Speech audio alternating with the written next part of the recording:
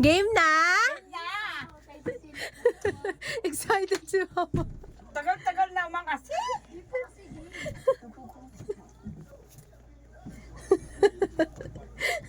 Ginising pa ako. Tingin ka muna dito, Ma.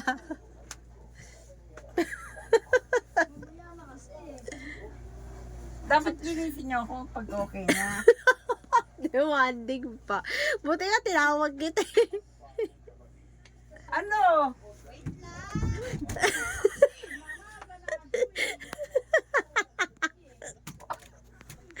Oh, yan. Nigi, tawa pa. Dapat limited lang yung tawa mo. Mala heart evangelista, gano'n. Masakit. Nihingan nga ako, kaya ang titindang init. Aray ko. Nagilang kami nasa loob ng aircon ni Itya. Itya niya, papatugtog. Nagawa po niya ng patugtog. Kaya pagpasok ko nga kanina, ang lakas ng sounds. Mabuti wala nagre-reklamong kapitbahay. Anak, tama na. Pag pumasok din si Yegi eh, pinahinaan eh. Kanina nga lang, tulog lang yun. Tulog lang pahinga ng gunggong na yun.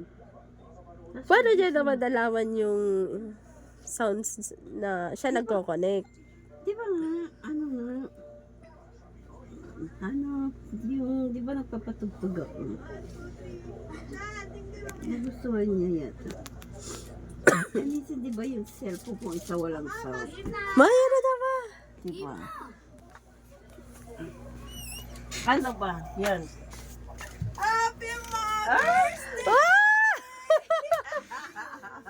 Wala mo ng chocolate. Wow! Sa akin yung yellow!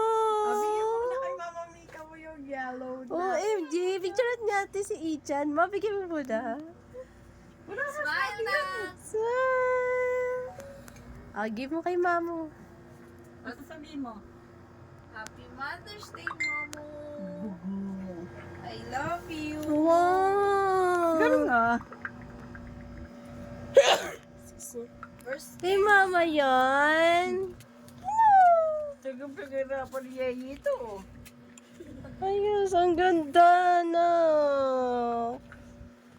Ang ganda. Bakit sa akin maliliit? Picturean ko kayo.